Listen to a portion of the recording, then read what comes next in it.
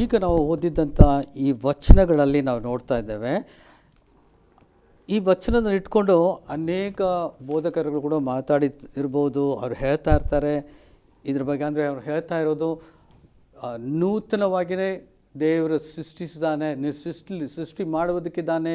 ನೂತನ ಭೂಮಿಯು ಮತ್ತು ನೂತನ ಆಕಾಶವನ್ನು ಸೃಷ್ಟಿ ಮಾಡುವುದಕ್ಕಿದ್ದಾನೆ ಅಂತ ಹೇಳಿ ನಾವು ಕೇಳಿದ್ದೇವೆ.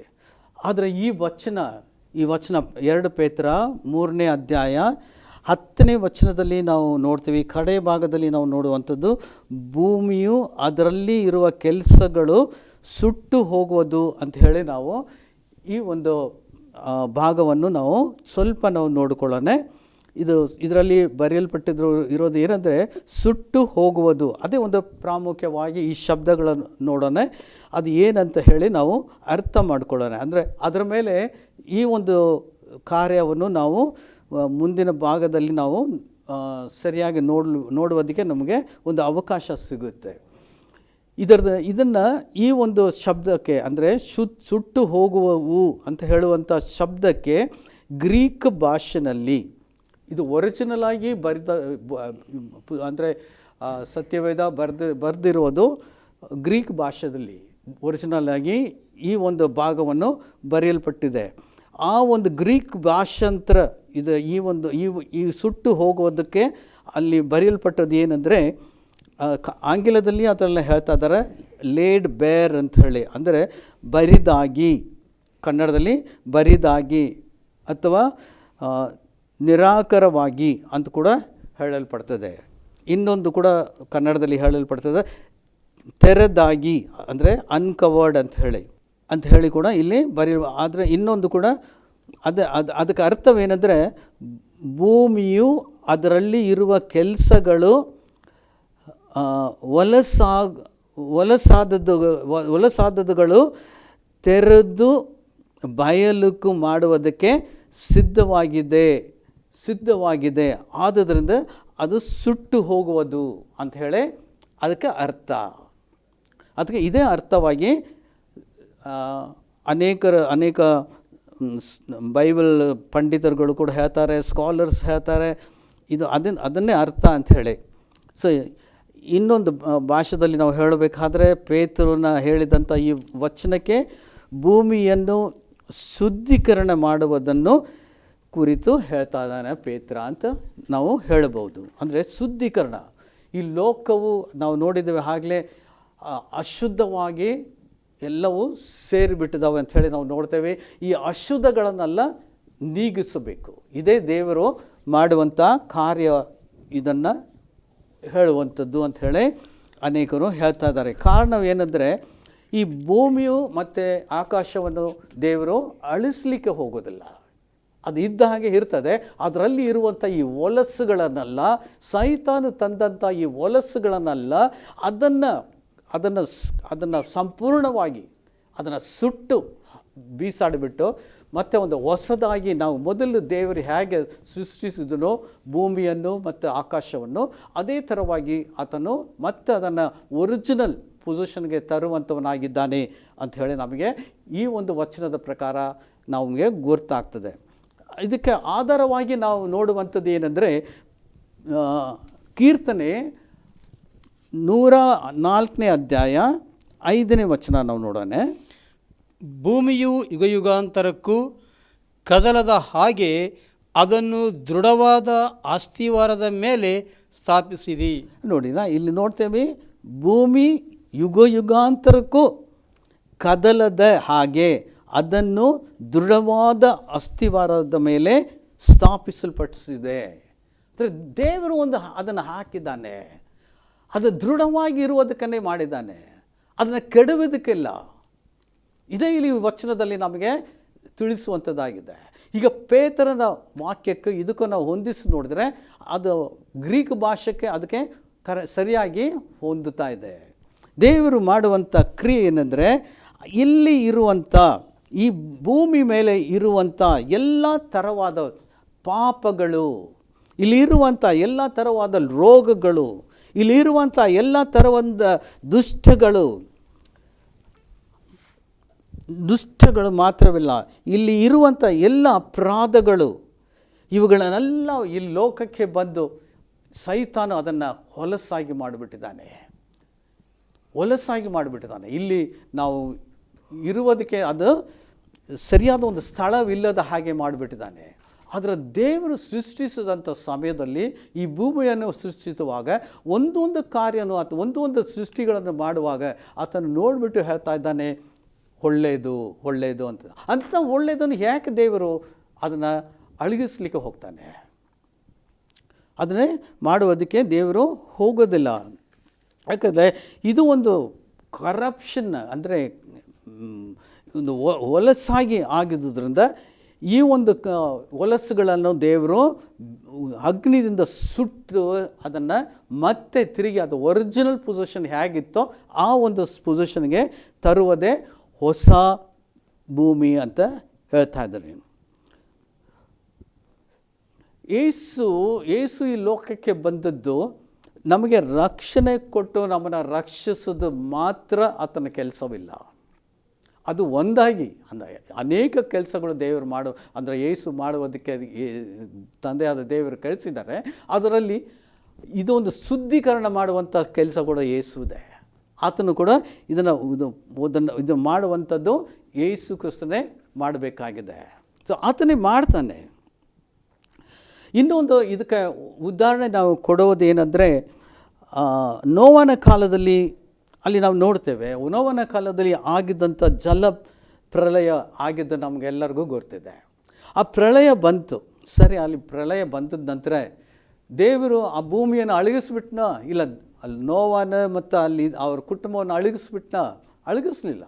ಅದೇ ಭೂಮಿದಾನೆ ಅದೇ ನೋವ ಮತ್ತು ಅವ್ರ ಕುಟುಂಬವನ್ನು ರಕ್ಷಿಸಿದ. ಆತನ ಸೃಷ್ಟಿಗಳನ್ನು ಅವನು ಎಂದಿಗೂ ಅಳಿಸ್ಲಿಕ್ಕೆ ಹೋಗೋದಿಲ್ಲ. ಆತನು ಮಾಡಿದಂತೆ ಅದನ್ನು ಹೊಲಸು ಮಾಡಿದನನ್ನು ಅವನ್ನ ದಂಡಿಸಿದ್ದ. ಆದರೆ ಅವನು ಮಾಡಿದಂಥ ಎಲ್ಲ ಹೊಲಸುಗಳನ್ನು ಸುಟ್ಟು ಅವನು ಬೀಸಾಡ್ತಾ ಇದ್ದಾನೆ. ಮೂರನೇದಾಗಿ ನಾವು ನೋಡೋಣ, ಇನ್ನೊಂದು ಉದಾಹರಣೆ ನಿಮ್ಗೆ ಕೊಡಲಿಕ್ಕೆ ನಾನು ಬಯಸ್ತೀನಿ. ಆದಾಮು ತೋಟದಲ್ಲಿ ಇರುವಂಥ ಏದೆನ್ ತೋಟದಲ್ಲಿ ಆದಾಮನ ಇಟ್ಟುವಂಥ ಸಮಯದಲ್ಲಿ ಆದಾಮು ಮತ್ತು ಅವಳು ಇಬ್ಬರು ಪಾಪದಲ್ಲಿ ಬಿದ್ದರು ಅಂತ ಹೇಳಿ ನಾವು ನೋಡ್ತೇವೆ. ಆ ಸಮಯದಲ್ಲಿ ಅವರು ಇಬ್ಬರನ್ನ ಕೂಡ ಅಳಿಸಿಬಿಟ್ಟು ಒಂದು ಹೊಸ ಮನುಷ್ಯನಾಗಿ ಮತ್ತೆ ಸೃಷ್ಟಿಸಿರ್ಬೋದು. ಅದನ್ನು ಮಾಡಿಲ್ಲ, ಯೇಸು ಮಾಡಿಲ್ಲ. ಅದೇ ಮನುಷ್ಯನನ್ನು ಮತ್ತೇನು ಮಾಡ್ತಾ ಇದ್ದಾನೆ? ಶುದ್ಧೀಕರಣ ಮಾಡ್ತಾನೆ. ಅದೇ ನಾವೆಲ್ಲ ಅವನಿಂದ ಬಂದವರು. ಈಗ ನಾವು ಶುದ್ಧೀಕರಣ ಮಾಡಿ ಇವತ್ತು ನಾವು ಆ ಪರಲೋಕಕ್ಕೆ ಯೋಗ್ಯರಾಗಿ ನಮ್ಮನ್ನು ಮಾಡಿದ್ದಾನಲ್ಲ, ಇದೇ ಕಾರ್ಯನ ಅವನು ಮಾಡಲಿಕ್ಕಿದ್ದಾನೆ. ಇದೇ ಕಾರ್ಯ ಹೊಸದಾಗಿ ಈ ಲೋಕವನ್ನು, ಇದು ಭೂಮಿಯನ್ನು ಮತ್ತು ಹೊಸದಾಗಿ ಇದರಲ್ಲಿ ಇರುವಂಥ ಪರಲೋಕವನ್ನು ದೇವರು ಮಾಡುವಂಥವನಾಗಿದ್ದಾನೆ. ಅದೇ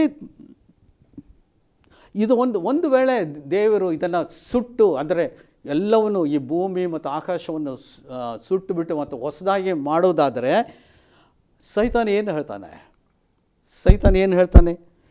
ಅವನು ಹೇಳ್ತಾನೆ, ನೋಡು ನಾನು ಜಯಿಸಿಬಿಟ್ಟೇನಿ ಅಂತ ಹೇಳ್ತಾನೆ. ನಾನು ಜಯಿಸಿಬಿಟ್ಟೇನಿ ಅಂತ ಹೇಳ್ತಾನೆ.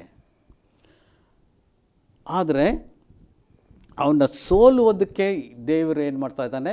ಅವನು ಕೆಡಿಸಿದನ್ನೆಲ್ಲ ಅದೆಲ್ಲ ಸುಟ್ಟು ಬೀಸಾಡಿಬಿಟ್ಟು ಅದು ದೇವರು ಮಾಡಿದಂಥ ಒರಿಜಿನಲ್ ಆಗಿ ಮಾಡಿದನ್ನು ಮತ್ತೆ ತಿರುಗಿ ತರುವುದೇ ದೇವರ ಕೃತ್ಯಗಳು. ಅದೇ ಆತನ ಕೃತ್ಯಗಳು. ಸೊ ಇದನ್ನು ಮಾಡಿಬಿಟ್ಟು ಇದೆಲ್ಲ ಹೊಸದಾಗಿ ಅದನ್ನು ಸುಟ್ಟು ಅದನ್ನು ಹೊಸದಾಗಿ ಮಾಡಿ ಯೇಸುವನ್ನೇ ಅದಕ್ಕೆ ಶಿರಸ್ಸಾಗಿ ಇಡುವಂತೆ ದೇವರು ಒಂದು ಯೋಜನೆ ಹಾಕಿದ್ದಾನೆ. ಸೊ ಹಾಗಾದರೆ ಯೇಸು ಕ್ರಿಸ್ತನೇ ಇಂಥ ಒಂದು ಕಾರ್ಯ, ಅಂದರೆ ಪರಲೋಕ ಆಗಲಿ ಮತ್ತು ಈ ಭೂಮಿಯನ್ನು ಆತನು ಏನು ಮಾಡಲಿಕ್ಕಿದ್ದಾನೆ? ಈಗ ಇಂಥ ಒಂದು ಕಾರ್ಯ ಮಾಡಿ, ಅಂದರೆ ಅದನ್ನು ಸುಟ್ಟು ಹಾಕಿಬಿಟ್ಟು ಅದು ಹೊಸದಾಗಿ, ಅಂದರೆ ಮೊದಲ ಹೇಗಿತ್ತು ಹೇಗೆ ಅದು ಒಂದು ಕ್ರಮವಾಗಿತ್ತೋ ಅದೇ ಥರವಾಗಿ ಆ ಕ್ರಮವನ್ನು ತರಲಿಕ್ಕಿದ್ದಾನೆ. ಆ ಕ್ರಮ ತೆರೆದ ನಂತರ ಅಂದರೆ ಪರಲೋಕ ಮತ್ತು ಭೂಮಿಯಲ್ಲಿ ಆ ಒಂದು ಕ್ರಮ ಮೊದಲಾಗಿ ದೇವರು ಸೃಷ್ಟಿ ಮಾಡಿದಂಥ ಆದಾಮ್ ಸಮಯದಲ್ಲಿ ಮಾಡಿದ್ರಲ್ಲ ಅದೇ ಥರವಾಗಿ ಮಾಡಲಿಕ್ಕಿದ್ದಾನೆ. ಪರಲೋಕವನ್ನು ಕೂಡ ಅದೇ ಥರವಾಗಿ ಮಾಡಲಿಕ್ಕಿದ್ದಾನೆ. ಯೇಸು ಮಾಡುವಂಥ ಕ್ರಿಯೆವೇನೆಂದರೆ ಈಗ ಪರಲೋಕವನ್ನು ಭೂಮಿಯನ್ನು ಎರಡೂ ಸೇರಿಸುವಂಥವನಾಗಿರ್ತಾನೆ. ಈಗ ನಾವು ಪರಲೋಕಕ್ಕೆ ಮತ್ತು ಭೂಮಿಗೆ ನೋಡೋ ಒಂದು ಮಧ್ಯದಲ್ಲಿ ಏನೋ ಒಂದು ಇದ್ದಂಗೆ ಇದೆ. ನಾವು ಹೋಗ್ಲಿಕ್ಕೆ ಆಗ್ತಾ ಇಲ್ಲ. ಅಲ್ಲಿಂದ ಬರ್ತಾ ಇದ್ದಾರೆ, ಆದರೆ ನಾವು ಹೋಗಲಿಕ್ಕೆ ಆಗ್ತಾ ಇಲ್ಲ. ಒಂದು ತಡೆ ಇದೆ, ಏನೋ ಒಂದು ತಡೆ ಇದೆ ಮಧ್ಯದಲ್ಲಿ. ಆ ತಡೆಯನ್ನು ಯೇಸು ನೀಗಲಿಕ್ಕಿದ್ದಾನೆ. ಅದು ನೀಗಿಸ್ಬೇಕಾದ್ರೆ ಈ ಭೂಮಿಯನ್ನು ನೂತನವಾಗಿ ಮಾಡಬೇಕು. ಇದರಲ್ಲಿ ಇರುವಂಥ ಎಲ್ಲ ಅಶುದ್ಧಗಳನ್ನೆಲ್ಲ ಅದು ಏನು ಮಾಡಬೇಕು ಅಂತ ಸುಟ್ಟು ಹಾಕಬೇಕು. ಅದೇ ಪರಲೋಕದಲ್ಲಿ ಇರುವಂಥ ಎಲ್ಲ ಅಶುದ್ಧಗಳನ್ನು ಕೂಡ ಅದು ಕೂಡ ಸುಟ್ಟು ಹಾಕಬೇಕಂತ ನಾವು ನೋಡ್ತೇವೆ. ಅದನ್ನು ಹಾಕಿದ ನಂತರನೇ ಎರಡು ಒಂದಾಗಿ ಸೇರುವಲಿಕ್ಕೆ ಅದಕ್ಕೆ ಅವಕಾಶ ಇದೆ. ಸೊ ಇದೇ ದೇವರು ಮಾಡುವಂಥದ್ದು. ಈಗ ನಾವು ನೋಡುವಂಥದ್ದು 21ನೇ ಅಧ್ಯಾಯ ಇನ್ನೊಂದು ಕಾರ್ಯಕ್ಕೆ ನೂತನ ಯೆರೂಸಲೇಮ್ ಅಂತ ಹೇಳಿ ನಾವು ನೋಡ್ತೇವೆ. ನೂತನ ಪಟ್ಟಣಕ್ಕೆ ನಾವು ಹೋಗೋಣ.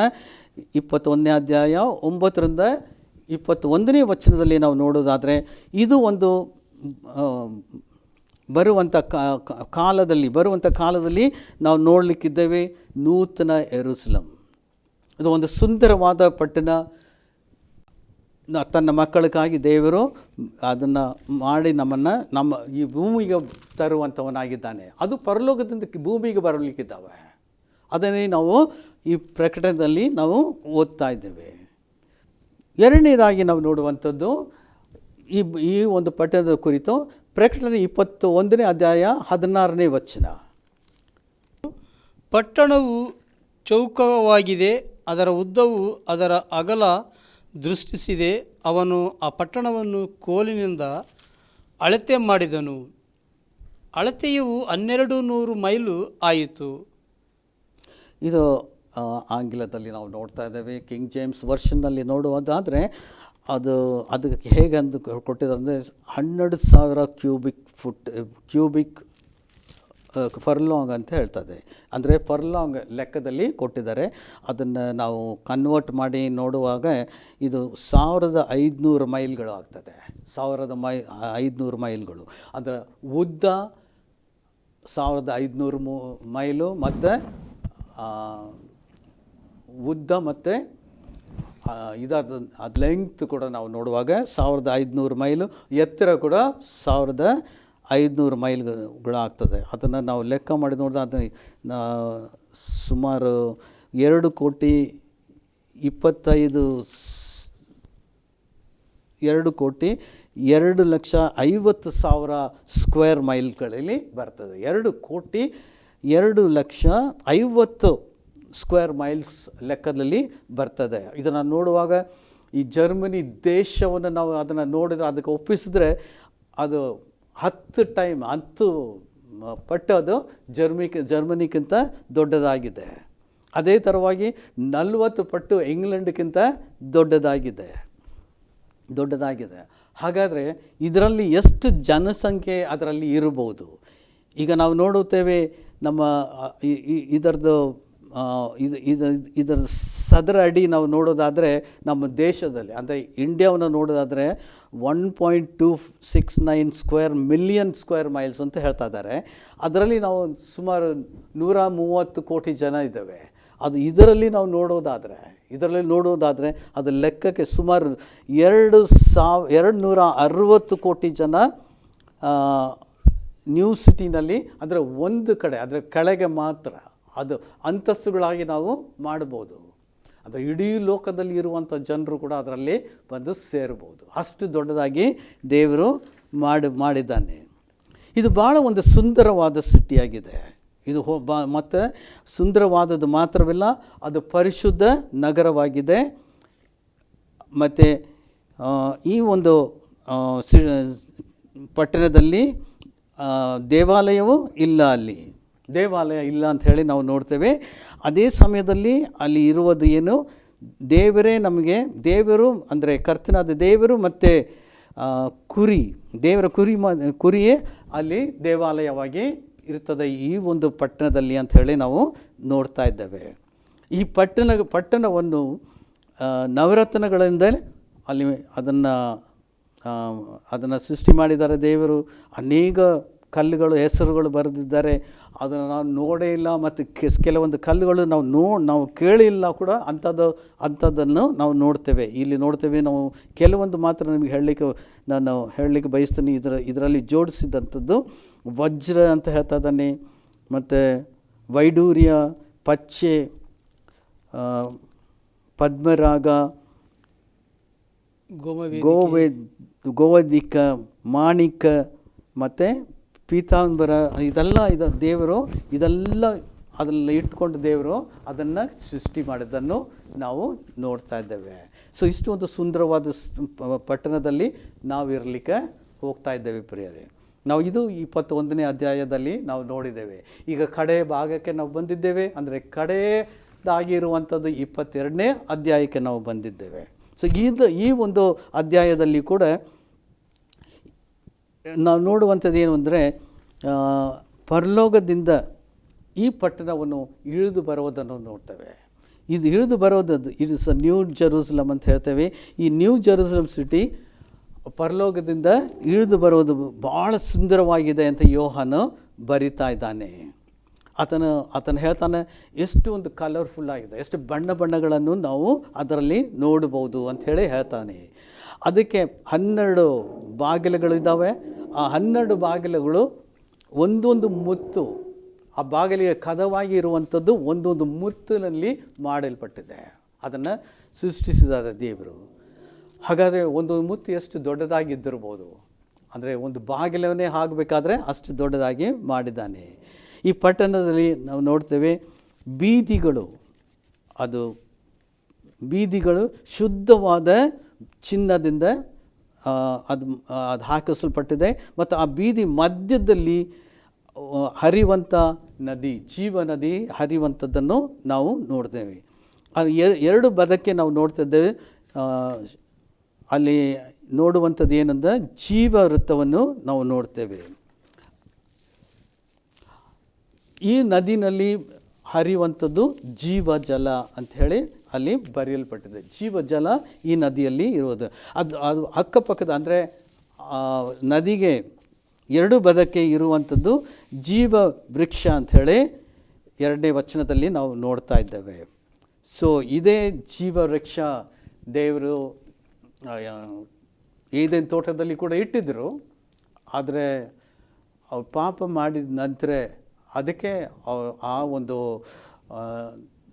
ಏದೇನು ತೋಟದಿಂದ ಹೊರಗೆ ಹಾಕಿದ್ದು. ಅದಕ್ಕೆ ಒಂದು ವೇಳೆ ಅವರು ಆ ಗಿಡದ ಹಣ್ಣನ್ನು ಅವರು ತಿಂದು ಬಿಟ್ಟಿದ್ರೆ ಅವರಿಗೆ ನಿತ್ಯತೆಗೂ ಆ ಪಾಪದಲ್ಲಿನೇ ಇರಬೇಕಾಗಿತ್ತು.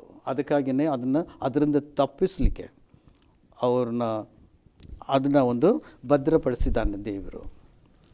ಸೊ ಇಲ್ಲಿರುವಂಥ ವೃಕ್ಷದ ನೋಡ್ತೀವಿ, ಅದು ವೃಕ್ಷದ ಎಲೆಗಳು ಅದನ್ನು ಕುರಿತು ಕೂಡ ಬರೆಯಲ್ಪಟ್ಟಿದೆ. ಅದು ಒಳ್ಳೆಯ ಆರೋಗ್ಯವನ್ನು ಕೊಡುವಂಥ ಎಲೆಗಳು ಅಂತ ಹೇಳಲ್ಪಡ್ತದೆ. ಇದರಲ್ಲಿ ಬರುವಂಥ ಹಣ್ಣುಗಳನ್ನು ಕುರಿತು ಹೇಳ್ತಾ ಇದ್ದೀನಿ. 12 ತಿಂಗಳಿಗೆ 12 ವಿಧವಾದ ಹಣ್ಣುಗಳನ್ನು ಅದರಲ್ಲಿ ಆ ವೃಕ್ಷಗಳು ಕೊಡುತ್ತವೆ ಅಂಥೇಳಿ ನೋಡ್ತೇವೆ. ಆಮೇಲೆ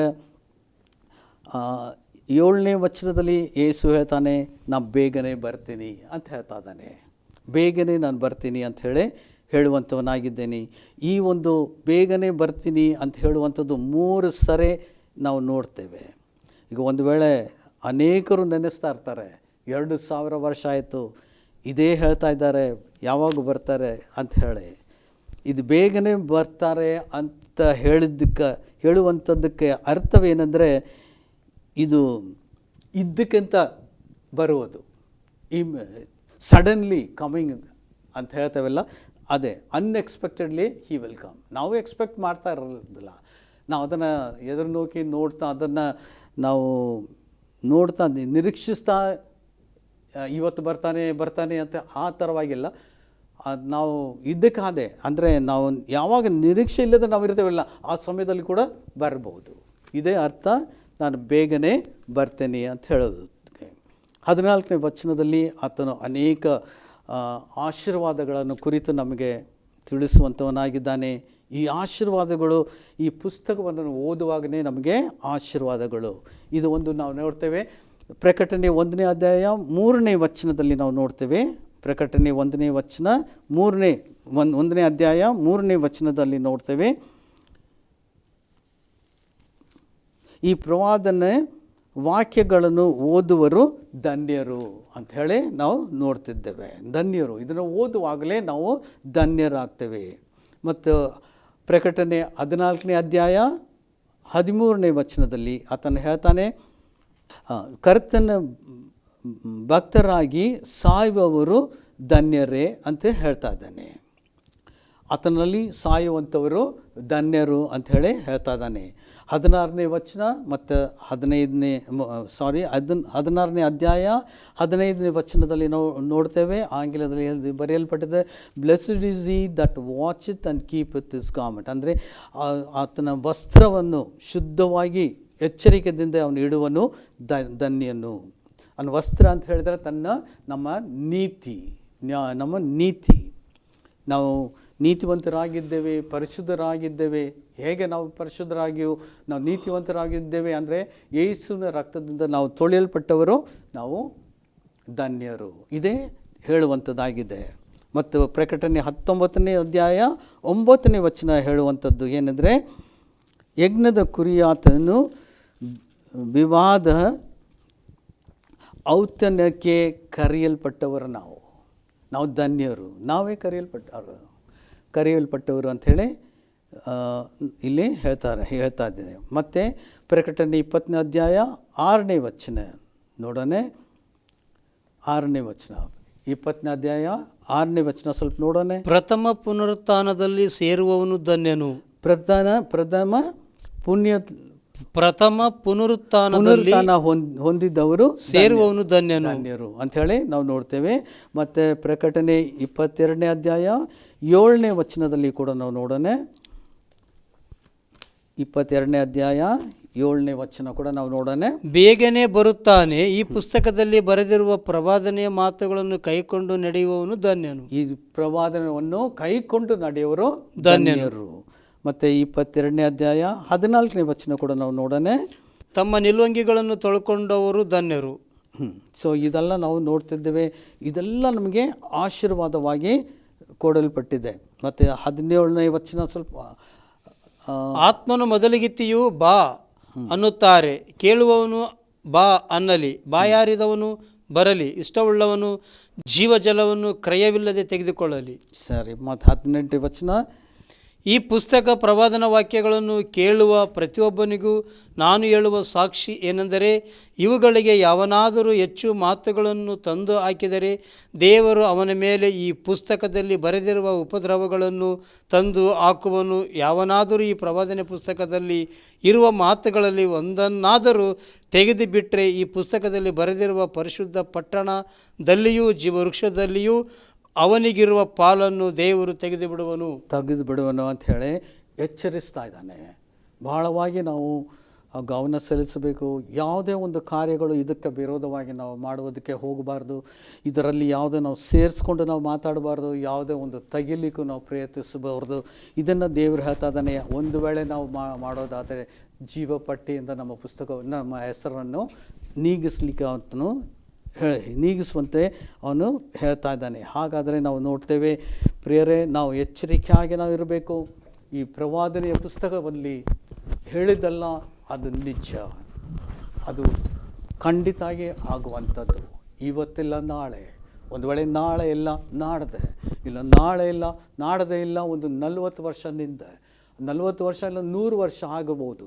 ಆದರೆ ಖಂಡಿತಾಗಿ ಇದರಲ್ಲಿ ಬರೆದಂಥದ್ದು ಒಂದೊಂದು ನಿಶ್ಚಯವಾಗಿ ಆಗುವಂಥ ಸತ್ಯವಿದು. ಇದೇ ಒಂದು ನಾವು ನೋಡ್ತಾ ಇದ್ದೇವೆ. ನಾವು 20ನೇ ವಚನದಲ್ಲಿ ನಾವು ನೋಡ್ತಾ ಇದ್ದು, ನಾನು ಬೇಗನೆ ಬರುವಂಥವನಾಗಿದ್ದೀನಿ ಅಂತ ಹೇಳ್ತಾ ಇದ್ದಾನೆ. ಕಡೆಯದಾಗಿ ನಾವು 21ನೇ ವಚನದಲ್ಲಿ ನಾವು ನಾವು ನೋಡ್ತಾ ಇದ್ದೇವೆ, ಕರ್ತನಾದ ಯೇಸುವಿನ ಕೃಪೆ ನಿಮ್ಮೊಂದಿಗೆ ಇರಲಿ, ಆಮೇನ್ ಅಂತ ಹೇಳಿ ಇದನ್ನು ಮುಗಿಸ್ತಾ ಇದ್ದಾನೆ. ಪ್ರಿಯರೇ, ಇಷ್ಟುವರೆಗೆ ನಾವು ನೋಡಿದ್ದು ಈ ಪುಸ್ತಕವನ್ನು ಪ್ರಾರಂಭದಿಂದ ಅಂದರೆ ದಾನಿಯೇಲ್ ಪುಸ್ತಕ 9ನೇ ಅಧ್ಯಾಯ 24ನೇ ವಚನದಿಂದ 27ನೇ ವಚನವರೆಗೆ ನಾವು ಓದಿ ಅದರ ಭಾಗವಾಗಿ ಅದು ಸೇರಿದಂತೆ ಪ್ರಕಟಣೆ ಪುಸ್ತಕವನ್ನು ಕೂಡ ನಾವು ನೋಡಿದ್ದೇವೆ. ಈ ಎರಡು ಪುಸ್ತಕ ಒಂದಾಗಿಯೇ ಸೇರಿಸಿ ದೇವರು ನಮಗೆ ಕೊಟ್ಟಿರುವುದಕ್ಕಾಗಿ ನಾವು ದೇವರಿಗೆ ವಂದನೆಗಳನ್ನು ಸಲ್ಲಿಸ್ತೇವೆ. ದೇವರು ನಮ್ಮನ್ನು ನಡೆಸಿದ್ದಕ್ಕಾಗಿ ಕೂಡ ನಾವು ಧನ್ಯವನ್ನು ನಾವು ಹೇಳ್ತಾ ಇದ್ದೇನೆ. ದೇವರು ಒಂದು ಒಳ್ಳೆಯ ಕಾರ್ಯ ನಮ್ಮ ಮಧ್ಯದಲ್ಲಿ ಮಾಡಿದ್ದಕ್ಕಾಗಿ ವಂದನೆಗಳನ್ನು ದೇವರಿಗೆ ನಾನು ಸಲ್ಲಿಸುವಂಥವನಾಗಿದ್ದೇನೆ. ಇದೊಂದು ಭಾಳ ಪ್ರಾಮುಖ್ಯವಾದ ಒಂದು ಪುಸ್ತಕ. ಇದನ್ನು ಧ್ಯಾನ ಮಾಡೋಣ, ನಾವು ಸಿದ್ಧರಾಗೋಣ, ಸಿದ್ಧಪಡಿಸೋಣ. ಎಲ್ಲರನ್ನು ದೇವರ ಕಡೆ ನಾವು ಅವ್ರನ್ನ ಕರೆದು ಬರೋದು ನಮ್ಮ ಕರ್ತವ್ಯ ಆಗಿದೆ. ದೇವರ ನಾಮಕ್ಕೆ ಸ್ತೋತ್ರವಾಗಲಿ. ಇಂಥ ಒಂದು ಒಳ್ಳೆಯ ಕಾರ್ಯ ದೇವರು ಕೊಟ್ಟಂಥ ಈ ಒಂದು ಸಂದರ್ಭಕ್ಕಾಗಿ ದೇವರನ್ನು ನಾನು ಕೊಂಡಾಡ್ತೀನಿ, ಅದನ್ನು ವಂದನೆಗಳನ್ನು ಸಲ್ಲಿಸ್ತೀನಿ.